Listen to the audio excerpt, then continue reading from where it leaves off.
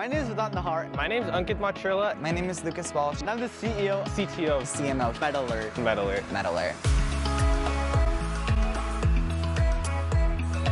Overworked nurses and outdated technology such as paperback solutions and verbal communication have been around for a very long time. These lead to over half of nursing facility residents falling victim to preventable errors every year. So I had a really good family friend named Jerry Romero. Came down with dementia and had to be admitted to a nursing facility. She was experiencing some pain, so a nurse administered some medication to make sure that she'd feel a little better. However, she administered the second dose of the medication too early, and unfortunately, Mr. Romero overdosed and passed away. This led to the creation of MedAlert, a task delegation app that lets nurses create, claim, and delegate tasks in real time and on the go. Our unique delegation feature promotes teamwork in nursing facilities like no other app. We provide a seamless UI interface that is approved by over 50 nurses. MedAlert reduces the dependence on an inefficient method of paperback communication. Along with the nurse app, we also have a management app. The management app will provide the management level with a perspective on the day-to-day activities, which helps reveal the weak points of the facility. We currently have the potential to save up to millions of people's lives every year